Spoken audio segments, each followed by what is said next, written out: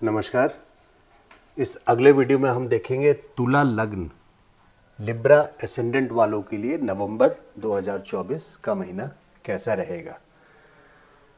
नवंबर में एक सूर्य आपके लग्न में है और मंगल दशम स्थान पे है। पूरे ही नवंबर मंगल दशम स्थान पे है। वो आपको बहुत कमांडिंग पोजीशन देंगे। कमांडर इन चीफ हैं, सेनापति माने जाते हैं प्लैनेट्स के। इनमें एग्रेशन भी होता है, तो अवॉइड एग्रेशन। बट जहाँ तक आपकी अथॉरिटी की बात होती है तो कमांडर एक अथॉरिटी रखता है। तो आपके वर्क प्लेस पे, बिजनेस हो या जॉब हो, आपके वर्क प्लेस पे आपको एक कमांडिंग पोजीशन ज़रूर देंगे। बेशक ये नीच राशि में है, कर्क राशि में नीच के हो जाते हैं मंगल, लेकिन ज़रा सा कमज़ोर रहते हैं। एग्जॉल्टेशन पे उनका हाईएस्ट और स्ट्रॉन्गेस्ट पॉइंट रहता है। यहाँ पे ज़रा सा कमज़ोर रहते हैं, लेकिन फिर भी मंगल तो मंगल है। और जैसा कि वर्ड है मंगल, तो वो मंगल कराते हैं। और सूर्य आपके 11th लॉर्ड, लाभ स्थान के स्वामी, आपके लग्न में है 17 अक्टूबर से 15 नवंबर तक।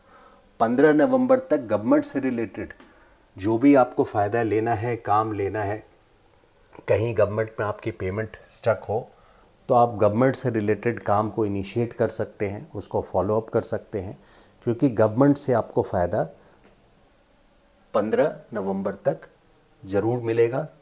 और कोई भी टास्क हो, आप गवर्नमेंट से रिलेटेड कोई सेटलमेंट करना हो, ट्रिब्यूनल में गए हों, या किसी तरह के टैक्स ड्यूज़ में आपको सेटलमेंट करना हो, तो ये बेस्ट प्लेस है। सिर्फ गवर्नमेंट से रिलेटेड नहीं है, सूर्य management, authority, government, seniors, father, पिता, है ना, इन सब चीज़ों को रूल करते हैं। ऑफिस में जो आपके बॉस हैं उनको रूल करते हैं सूर्य, है ना। तो आपके बॉस से भी आपको फेवर मिलेगा। अगर आपको कोई पर्क्स या हाइक की बात करनी है तो 15 नवंबर तक आपके लिए बहुत फेवरेबल टाइम है। प्लस लग्न में होने का मतलब है कि एक रॉयल पर्सनालिटी आपको देंगे इस टाइम पे, 17 अक्टूबर से 15 नवंबर तक। पिछले वीडियो में मैंने आपको बताया था कि 13 अक्टूबर से 7 नवंबर तक धनवर्षा नहीं बोलते हैं, कैश फ्लो, है ना, क्योंकि लग्नेश शुक्र आपके सेकेंड हाउस में थे। 13 अक्टूबर से 7 नवंबर तक ही कैश फ्लो, कहीं ना कहीं से धन का आना, यानी पैसे का आना। धन जरूरी नहीं है कि बहुत बड़ा वेल्थ, लेकिन पैसे का आना, कैश फ्लो। अगर आपने किसी को उधार दिया हुआ है या कोई पेमेंट की रिकवरी है, तो this is the best time. ये बेस्ट टाइम है जब आप रिकवरी के लिए कॉल कर सकते हैं। 13 अक्टूबर से 7 नवंबर कैश कलेक्शन आने की सबसे ज़्यादा संभावना इस टाइम पे रहती है, जब आपकी लग्नेश, आप लोग बहुत बैलेंस्ड पर्सनालिटी हैं। यू लव ऑटोमोबाइल्स, गाड़ियों का बहुत अच्छा शौक़ होता है आपका। आपको नॉलेज भी होती है और शौक़ भी होता है गाड़ियों का, ऑटोमोबाइल्स का। काफ़ी तराजू इसका सिंबल है। तुला लग्न वालों का, तुला राशि का तराजू सिंबल होता है। तो बैलेंस्ड पर्सनालिटी होते हैं। और वैसे ही शुक्र के राशि में होने के कारण एक कंफर्टेबल लाइफ में आप लोग आ जाते हैं। बहुत ज़्यादा स्ट्रगल शनि वालों जैसे आप लोग नहीं होते। आप लोगों को पूरे लाइफ में बहुत ज़्यादा स्ट्रगल नहीं करना पड़ता है, बहुत ज़्यादा एक्सट्रीम जिसको बोलते हैं। ये चीज़ें देखिए, जो गोचर कुंडली से बोली जाती है उसमें बहुत ज़्यादा रोल होता है महादशा, अंतरदशा का, नवांश कुंडली का। 16 प्रकार की कुंडलियाँ होती है जिनकी स्टडी की जाती है। किसी भी क्वेश्चन को आपको एनालाइज करना है तो अलग अलग कुंडली देखनी होती है। तो काफ़ी सारे फैक्टर्स होते हैं, लेकिन एक जनरल व्यवहार में और काफ़ी एक्यूरेसी के साथ जो वेदर फोरकास्ट आपके 7 नवंबर में होने वाला है, वेदर फोरकास्ट, वो गोचर बताता है। दशा महादशा का असर ज़रूर होता है और बहुत इम्पॉर्टेंट होता है जन्म कुंडली में किसी भी चीज़ को चेक करने के लिए। तो कैश फ्लो 13 अक्टूबर से 7 नवंबर तक कैश फ्लो रहेगा। और अथॉरिटेटिव पोजीशन 15 नवंबर तक सूर्य लग्न में है, अथॉरिटेटिव पोजीशन ज़रूर रहेंगी। 15 नवंबर के बाद जब 16 नवंबर से 14 दिसंबर सूर्य आपके सेकंड हाउस में आ जाएंगे, तो 11th Lord in second house, लाभ स्थान के स्वामी सेकंड हाउस में जाएंगे, इनकम के हाउस में, तो भी ये कैश फ्लो देंगे। फिर भी ये कैश फ्लो देंगे 16 नवंबर से 14 दिसंबर। तो इस टाइम पर भी आप कैश रिकवरी और जो पॉइंट्स मैंने आपको बताया आप उसको एक्टिवेट कर सकते हैं 16 नवंबर से 14 दिसंबर। सेकंड हाउस के लॉर्ड जब भी 11th में जाएं या 11th हाउस के लॉर्ड जब सेकंड हाउस में जाएं तो धन का आना होता है। विल यू बी रिच एक वीडियो बनाया मैंने पार्ट 1 पार्ट 2 में, जिसमें 11th लॉर्ड ये पॉइंट मैंने कवर किया है कि 11th Lord in second house या सेकंड हाउस का जो लॉर्ड है स्वामी है वो राशि स्वामी अगर 11th हाउस में बैठे हों तो कैश फ्लो या धन का फ्लो बनता है, धन अर्जन होता है। इनहेरिटेंस का बेनिफिट आपको मिलेगा क्योंकि बृहस्पति आपके मई से ही 2024 मई से 2025 मई तक 8वें घर में है। यहाँ से 9वीं दृष्टि चौथे घर पे पड़ रही है और इस महीने खास करके इस महीने क्या पूरे ही 20 अक्टूबर से 21 जनवरी तक, क्योंकि मंगल भी नीच के हैं सूर्य भी नीच के हैं, ये वीडियो में मैं जानता हूँ, इस पॉइंट को हम लोगों ने नोट कर लिया है। बट इम्पॉर्टेंट ये है कि मंगल भी 4th हाउस को देख रहे हैं और बृहस्पति भी 4th हाउस को यहाँ से देख रहे हैं। तो यहाँ से बृहस्पति इनहेरिटेंस जो प्रॉपर्टी विरासत में आपको मिलनी है उससे रिलेटेड अगर कोई कार्य करना है तो ये आपके लिए बेस्ट टाइम होगा। 9 अक्टूबर से वक्री गुरु हो गए हैं 3 फरवरी तक, लेकिन फिर भी ये एक्टिवेटेड रहेंगे।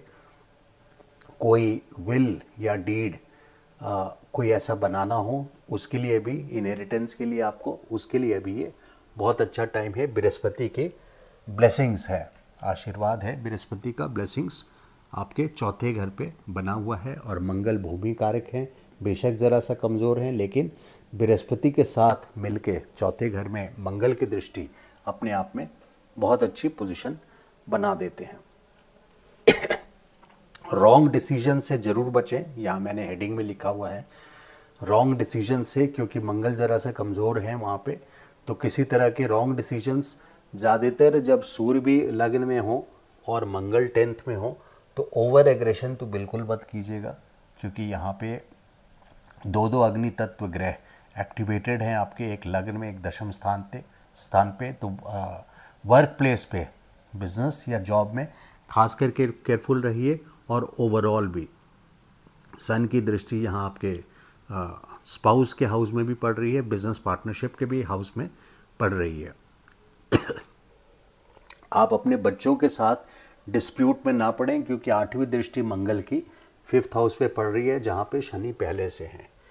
तो बच्चों के साथ या जब तक मंगल की दृष्टि देखिए शनि पे पड़ रही है ना, षडाष्टक योग बन रहा है, तो देखिए 6 1 2 3 4 5 6 और मंगल से शनि 8वां ना, 1 2 3 4 5 6 शनि से मंगल 6ठे और मंगल से शनि 8वें। तो षडाष्टक योग बन रहा है, बहुत शुभ योग नहीं है, हालांकि आपके घर बहुत ख़राब नहीं है जहाँ पर ये बन रहा है, इसलिए इस टर्मिनोलॉजी से ऐसे ऐसे योग बनते हैं। वीडियो सुन करके आप लोगों को डरना नहीं है, कई सारे वीडियो इस पर भी आए हैं, लेकिन इससे डरना नहीं है। बट हाँ केयरफुल ज़रूर रहना है अपने बच्चों के साथ। आप मैरिड हैं और आपके बच्चे हैं तो अपनी ट्यूनिंग बना करके रखें और किसी तरह से एग्रेशन या उनके साथ डिस्प्यूटेबल सिचुएशन में ना पड़ें। शेयर मार्केट में जो लोग हैं जब तक मंगल यहाँ पर हैं, हालांकि शनि देखिए वक्री स्थिति शनि की 14 नवंबर को समाप्त हो जाएगी और तुला वालों के लिए योग कारक ग्रह हैं शनि, जो कि वक्री स्थिति थी जून से ही 30 जून से 14 नवंबर तक। लेकिन तो ये फलदायी पोजीशन होगा शनि का, ये पोजीशन बहुत अच्छा होगा। पंचम में शनि बहुत अच्छे माने जाते हैं, केंद्र के स्वामी होके त्रिकोण में बैठे हैं, ये बहुत अच्छी पोजीशन है, योग कारक ग्रह हैं आपके लिए आपकी कुंडली में, जिसके कारण अच्छा शुभ फल ये देना शुरू करेंगे 14 नवंबर से ऑनवर्ड्स। लेकिन मंगल की जब तक दृष्टि है तब तक मैं कुछ पॉइंट्स पे आपको केयरफुल रहने बोलूँगा। जैसे शेयर मार्केट में एक तो चिल्ड्रन का मैंने बताया कि बच्चों के साथ आप डिस्प्यूट ना करें, दूसरा कि शेयर मार्केट में जो लोग हैं उनको भी केयरफुल रहना चाहिए क्योंकि कहीं ना कहीं ये ब्लास्ट वाली सिचुएशन बनाता है। और शेयर मार्केट के लिए तो ये एडवाइजेबल ईयर पूरा साल नहीं है, क्योंकि पूरे साल से मतलब है मई 2024 से लेकर के मई 2025 तक, क्योंकि जो फाइनेंस मिनिस्टर हैं प्लैनेट्स में, जिनके पास फाइनेंस का पोर्टफोलियो है, वो ब्रॉडर टर्म में जो बोल रहे हैं फाइनेंस का पोर्टफोलियो है, फाइनेंशियल पोर्टफोलियो देखने के लिए बृहस्पति ना देखें, ऑफकोर्स लग्नेश देखते हैं, सेकंड हाउस, 11th हाउस, लेकिन बृहस्पति ना देखें ऐसा हो नहीं सकता। और वो बृहस्पति इस वक्त 9 अक्टूबर से 3 फरवरी तक वक्री हैं, और वो भी आपके अष्टम स्थान पे। एक तो अष्टम स्थान खुद ही करेले पे नीम चढ़ा, ज़्यादा मैं आपको डिस्करेज नहीं कर रहा, बट ये हर 12 साल में सबकी कुंडली में 6, 8, 12 में जाते हैं, तो उस टाइम पे कोई बड़े प्रोजेक्ट्स, कोई नया काम, कोई ज़्यादा इन्वेस्टमेंट वाला काम, या लोन भी अगर ले रहे हैं प्रॉपर्टी के लिए, यहाँ ये लोन करा सकते हैं प्रॉपर्टी के कारण से, तो आपको लोन ज़्यादा नहीं लेना है, क्योंकि यहाँ पे फिर आप तकलीफ़ में आ सकते हैं। अष्टम के गुरु हैं, ये घर इंसल्ट का भी है, तो केयरफुल रहना है 9 अक्टूबर से 3 फरवरी तक। हालांकि इनहेरिटेंस का काम आप अच्छे से कर सकते हैं और लोन वगैरह कम लें, प्रॉपर्टी से रिलेटेड आप काम कर सकते हैं, बट लोन कम लें, तो इनहेरिटेंस से आपको ज़रूर फ़ायदा होगा। लेकिन अपने फाइनेंशियल पोर्टफोलियो में कोई बड़ा चेंजेस ना करें, और शेयर मार्केट में आप अभी अगले साल मई तक ना जाएं, तो ये इम्पॉर्टेंट रहेगा। एक डेट्स कुछ हैं, नवंबर 7 से 18 नवंबर। शुक्र आपके जो लग्नेश हैं वो देखिए मूल नक्षत्र में रहेंगे 7 नवंबर से 18 नवंबर तक। मूल नक्षत्र यहाँ ज्येष्ठ खत्म होता है, यहाँ से 0 डिग्री से मूल नक्षत्र शुरू होते हैं 13 डिग्री तक धनु में, आपके तीसरे घर में। तो शुक्र 7 नवंबर से 18 नवंबर तक शुक्र आपके मूल नक्षत्र में है। मूल के स्वामी हैं केतु। मूल एक तरह से आप समझिए ये सॉरोज एंड फेलियर्स का नक्षत्र है। सॉरोज एंड फेलियर्स मतलब परेशानी वाला नक्षत्र है। इन शॉर्ट जनरल पब्लिक के लिए ऐसे टर्म्स यूज़ कर रहा हूँ ताकि आप लोग समझ पाएँ। तो और आपके लग्नेश उस समय वहाँ पर हैं 7 नवंबर से। मेरा ये मानना होगा कि कहीं ना कहीं 7 नवंबर से 2-4 दिन पहले से ही आपको केयरफुल रहना चाहिए 18 नवंबर तक, क्योंकि यहाँ पे गंडांत पड़ता है। ये वाटर साइन है स्कॉर्पियो, और धनु ये फायर साइन है, अग्नि तत्व जल तत्व। इसके पहले स्कॉर्पियो में 3 डिग्री 20 मिनट और धनु में 3 डिग्री 20 मिनट, यानी अग्नि और पानी जल तत्व के बीच के जो 6 डिग्री 40 मिनट होते हैं उसको गंडांत बोला जाता है, जो कि एक गांठ है। उसका मतलब डिफ़िकल्ट पोजीशन है, ऐसे समझ लीजिए। जिस टाइम पे इस डेट को नोट कर लीजिए कि इम्पोर्टेंट काम उस टाइम पे अवॉइड करें और बहुत सोच समझ के करें। 7 नवंबर से 18 नवंबर तक। गुड नवंबर 18 से 18 के बाद से पूर्वाषाढ़ में है। 18 के बाद से नवंबर 29 तक शुक्र आपके पूर्वाषाढ़ नक्षत्र में चले जाएंगे। 18 दोनों में इसलिए हो रहा है क्योंकि एक टाइम है जिस वक्त वो नक्षत्र बदलेंगे। तो 18 के सेकंड हाफ से लेकर के आप 29 नवंबर तक पूर्वाषाढ़, जो कि शुक्र का ही नक्षत्र है ना, उसमें चले जाएंगे। पुराने ज़माने में जब राजा को के लिए मुहूर्त निकाला जाता था कि अगर कहीं युद्ध करना है और किसी देश पे जीत करनी है तो पूर्वाषाढ़ का नक्षत्र निकाला जाता था, क्योंकि गणेश जी मानते हैं अनडिफीटेबल और शुक्र, तो शंखनाद इसी मुहूर्त मतलब इसी नक्षत्र में किया जाता था जब चंद्रमा इस नक्षत्र में होते थे। तो जो भी आपके इम्पोर्टेंट काम है 7 नवंबर से 18 नवंबर ना करके 18 नवंबर के सेकंड हाफ से 29 नवंबर तक आप करें। ये इम्पोर्टेंट डेट है आपके लिए नवंबर का। इसमें डेट्स पे आएँ तो डेट्स में देखिए गुड डेट्स भी मैंने कुछ लिखा है नक्षत्रों के हिसाब से आमतौर पे, और आप वीडियोस में देखेंगे गुड एंड बैड डेट्स राशियों के हिसाब से मैंने नक्षत्रों के हिसाब से निकाला है, जो कि और एक्यूरेट हो जाता है, क्योंकि इस 300 पूरे 12 घर में इस पूरे 360 को 12 घर में 30-30 डिग्री का डिवाइड किया गया है, जबकि 27 नक्षत्र हैं जो कि और बारीकी से पढ़ाई की गई है, जानकारी दी गई है वेदों में कि इस पर्टिकुलर 13 डिग्री 20 मिनट में कैसा रहेगा। क्योंकि राशि तो 30 डिग्री के होते हैं, लेकिन उनसे और एक्यूरेट आ जाते हैं नक्षत्र। तो जो आपके गुड डेट्स हैं वो नवंबर 6 है, पूर्वाषाढ़ में। नवंबर 6 को पूर्वाषाढ़ में एंटर कर रहे हैं। नवंबर 6, नॉट 7th को आपके फिर यहाँ आ जाएंगे चैलेंजिंग नवंबर 7 से। तो पूर्वाषाढ़ नवंबर 6 को है, तो this is a good date. और नवंबर 15 भरनी। देखिए पूर्वाषाढ़ नक्षत्र आपका कहाँ पड़ रहा है? पूर्वाषाढ़ आपका धनु में पड़ रहा है ना। तो थर्ड हाउस है यहाँ पे। वैसे भी आपके लग्नेश थर्ड हाउस में है। लग्नेश थर्ड हाउस में क्या कराएंगे? शुक्र आपके थर्ड हाउस आपके भाई बहन के लिए है, उनके साथ रिलेशन इम्प्रूव करना है, तो ये बेस्ट टाइम है। अगर बहुत दिनों से कोई मनमुटाव चल रहा है तो this is the best time to जो उन चीज़ों को मिटाने के लिए ये बेस्ट टाइम है। किसी पड़ोसी से आपका डिस्प्यूटेबल या डिस्प्यूटेबल ना भी रहा हो, बहुत वार्म रिलेशंस ना हो, तो उसको वार्म अप करने के लिए this is the best time. तो गुड डेट्स में आपके एक नवंबर 6 आ गए, एक नवंबर 15 आ गए, जब भरनी नक्षत्र में यहाँ पे मेष राशि में भरनी नक्षत्र में आपके चंद्रमा रहेंगे। ये चंद्रमा के हिसाब से डेट्स निकाला गया है, चंद्रमा के गोचर के हिसाब से। फिर नवंबर 16 को मैंने क्रॉस कर दिया है, जो कि 7 नवंबर से 18 नवंबर आपका अच्छा नहीं है। तो पुनर्वसु नक्षत्र में रहकर भी चंद्रमा बहुत अच्छा नहीं कर पाएंगे, तो मैंने क्रॉस कर दिया है। तो 6 नवंबर, 15 नवंबर, 19 नवंबर और 23 नवंबर 19 नवंबर को पुनर्वसु नक्षत्र में, पुनर्वसु में नहीं, रोहिणी नक्षत्र में भी रह के अच्छा नहीं कर पाएंगे, जो पहले मैंने बोला था।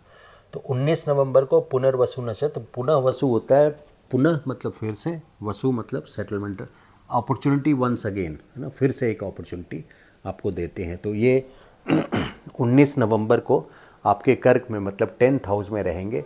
तो कोई भी प्रोफेशनल डिसीजन आपको लेना है तो ये बेस्ट टाइम है आपके लिए। 19 नवंबर का डेट। और 23 नवंबर पूर्व फागुनी नक्षत्र आपके सिंह राशि में आते हैं, जो कि आपका 11वां भाव है। तो ये डेट्स नोट कर लीजिए। 6 नवंबर जो गुड डेट्स हैं, 6 नवंबर, 15 नवंबर, 19 और 23 नवंबर। अब जो चैलेंजिंग डेट्स हैं ना, वो हैं 4 नवंबर, 5 नवंबर, 14 नवंबर, 18 नवंबर और 22 नवंबर। फिर से रिपीट कर देता हूँ, 4 नवंबर, 5 नवंबर, 14 नवंबर, 18 वाला डेट खास करके देखिए, क्योंकि 5 को तो मूल नक्षत्र में है। मूल, जैसे मैंने बताया कि मूल का केतु का नक्षत्र है, तो एक सॉरोज एंड फेलियर्स का नक्षत्र है। मूल जड़, एक्चुअली जड़ सिंबल है, बट सॉरोज एंड फेलियर्स का वेद में ये मेंशन किया गया है कि मूल नक्षत्र जो है वो रोहिणी के ऑपोजिट है। हालांकि डिग्री वाइज आप देखेंगे तो बिल्कुल ऑपोजिट नहीं है, लेकिन चूँकि दीपावली आ रही है इसलिए अभी जब मैं वीडियो बना रहा हूँ इस चीज़ का मेंशन करता हूँ कि रोहिणी नक्षत्र को लक्ष्मी जी का नक्षत्र माना गया है, और उनके ठीक ऑपोजिट जो नक्षत्र माना गया है वेदों में, मैं डिग्री वाइज और मैथमेटिक्स वाइज नहीं बोल रहा हूँ, है ना। देखिए आपको ऐसे बताता हूँ, यहाँ पर मूल नक्षत्र है और यहाँ पे रोहिणी नक्षत्र है, तो इसके ऑपोजिट रोहिणी नक्षत्र माना गया है। तो रोहिणी नक्षत्र को लक्ष्मी का नक्षत्र माना गया है, महालक्ष्मी का, और मूल नक्षत्र को अलक्ष्मी, दुर्भाग्य का नक्षत्र माना गया है। इसलिए केतु के जो भी नक्षत्र हैं उनमें डेट्स यहाँ पे उस हिसाब से निकाले हैं। तो 4 नवंबर, 5 नवंबर केतु का नक्षत्र है, मूल नक्षत्र। फिर 14 नवंबर केतु का नक्षत्र है, अश्विन नक्षत्र, इस दिन को भी अवॉइड करें। 18 नवंबर को राहु का नक्षत्र है, आर्द्रा। आर्द्रा क्या है? मिथुन में पड़ता है आपका, है तो ये भाग्योदय स्थान, लेकिन आंधी, इसके देव हैं रुद्र, आंधी तूफान, किसी न किसी तरह से उथल पुथल मचाना इस दिन हो सकता है। तो मैंने राशि के होने, अच्छे राशि भाग्योदय स्थान के राशि होने के बावजूद इस डेट को चुना है, नवंबर 18। और नवंबर 22 जब केतु का नक्षत्र फिर से आ रहा है मघा में, आपके 11th हाउस में है, फिर भी मैंने नवंबर 22 को ठीक नहीं माना है। तो इस डेट्स को आप केयरफुली नोट कर लें कहीं पे। जहाँ तक स्टूडेंट्स के लिए है, देखिए 14 नवंबर से ज़रूर आपके लिए अच्छा रिज़ल्ट्स, या आप अगर तैयारी कर रहे हैं तो फेवरेबल रिज़ल्ट्स देंगे, और कंपटीशन में भी जा रहे हैं तो आपके लिए फेवरेबल रिज़ल्ट्स देंगे, क्योंकि योग कारक ग्रह हैं और शनि 5th हाउस में आए हैं स्टूडेंट्स के लिए। आपके बच्चों के लिए भी अच्छा रहेगा, शेयर मार्केट के लिए अच्छा है, बट फाइनेंस जुपिटर 8th में है, जिस वजह से मैंने मना किया बहुत स्ट्रांगली कि हो सके तो अवॉइड कीजिए। जो है अभी चल रहा है उसी को मेंटेन कर लें तो बेटर रहेगा अगले साल मई तक, जो शेयर मार्केट की बात कर रहा हूँ मैं खास करके। और केयरफुल ऑफ डिजीज़ेस, देखिए ये पॉइंट इसलिए लिखा है क्योंकि 6ठा भाव, 8वां और 12वां ना, ये तीनों रोग से संपर्क रखता है। ये हॉस्पिटल से बेसिकली रोग स्थान ये बोलते हैं, और ये लंबी बीमारी के लिए 8वां स्थान। छठे स्थान में राहु हैं, जो कि कोई ऐसी बीमारी को उत्पन्न करते हैं जो जल्दी डायग्नोस ना हो, जिसका पता ना हो। राहु क्या है? छलावा है, माया है, इल्यूजन है। तो इस नक्षत्र में इस ग्रह की स्थिति मानी गई है, तो इस छाया ग्रह के यहाँ 6ठे भाव में आने के कारण आप केयरफुल रहने का क्या मतलब है कि आप अपने हेल्थ इंश्योरेंस को रिन्यू करवाया है कि नहीं टाइम पे, वो देखें। अगर टॉपअप लेने की ज़रूरत है तो ज़रूर लेके रखें मेरे हिसाब से, क्योंकि केतु भी 12th हाउस में है, जो कि हॉस्पिटल का घर है। और केतु अपने आप में एक समझ लीजिए सिर्फ ख़राब नहीं होता है, लेकिन करेला ज़रूर मैं बोलूँगा, क्योंकि 12th हाउस में है। यहाँ पे केतु मंदिर का झंडा भी है, सक्सेस भी दिलाते हैं, लेकिन उनका जो रास्ता है बहुत पेनफुल होता है। और इस वक्त हम 12th हाउस की बात कर रहे हैं, तो गोचर 12th हाउस दुर्भाग्य स्थान से हो रहा है, जो कि हॉस्पिटल का घर भी है। इस वजह से 6, 8, 12 आपका तीनों ही एक्टिव है। बृहस्पति अष्टम में होने के कारण बृहस्पति जहाँ रहते हैं उस चीज़ को एक्सपैंड कर देते हैं, बढ़ा देते हैं, जिस वजह से यहाँ लंबी बीमारी को बढ़ाएंगे। तो 6, 8, 12 तीनों ही आपके लिए केयरफुल रहने का पोजीशन है। किसी के भी मान लीजिए अगर जन्म के, क्योंकि गोचर का शनि है, अगर जन्म के केतु यहाँ हुआ आपका, मैं ब्लू में रख रहा हूँ, जन्म मान लीजिए ये जन्म कुंडली है और गोचर तो लिखे हुए हैं ब्लैक से, और जन्म कुंडली में आपका जहाँ शनि का गोचर है वहाँ केतु है। 29.5 साल में शनि एक बार केतु के ऊपर से गोचर कर रहे हो, तो you have to be extremely careful. किस किस रिगार्ड में, किस किस संदर्भ में, तो वो हम पंचम स्थान से देखेंगे। लव अफेयर हो, बच्चों से हो, है ना, इस तरह से कई चीज़ें हम देखेंगे। लेकिन ब्रॉडली स्पीकिंग, क्योंकि ये तो जन्म कुंडली को स्टडी करके जब आप अगर परामर्श लेते हैं किसी से भी तो स्टडी किया जा सकता है। लेकिन केतु का जन्म कुंडली में अगर केतु वहाँ है जहाँ शनि का गोचर हो रहा है, तो आपको एक्सट्रीमली केयरफुल रहने की ज़रूरत है। या आपके केस में अगर केतु का गोचर है यहाँ, जो कि 18 साल में 12वें घर में एक बार जाते हैं, और यहाँ पे शनि है या सूर्य है ना 12th हाउस में, तो आपके लिए ज़रूर ये प्रॉब्लम है। या मंगल है तो आपके लिए ज़रूर प्रॉब्लम है। और वही अगर सपोज़ आपके, चलिए वो अगले वीडियो में हम और डिटेल करेंगे, अभी मंथली वीडियो है तो मैं इसी पे स्टिक करता हूँ। तो ये नक्षत्रों से रिलेटेड है। जॉब में ओवर कमांडिंग पोजीशन पे नहीं आना है आपको, ओवर एग्रेशन नहीं करना है। ये काफ़ी कुल मिलाकर के बहुत अच्छा महीना है आपके लिए। कुछ डेट्स हैं जो मैंने केयरफुल रहने बोले हैं, जैसे 7 नवंबर से 18 नवंबर विशेष करके, क्योंकि लग्नेश आपके गंडांत पे हैं। तो आई होप ये वीडियो मेरा अच्छा लगा हो। काइंडली लाइक कीजिए मेरे वीडियो को और subscribe to my channel. Thank you so much. नमस्कार।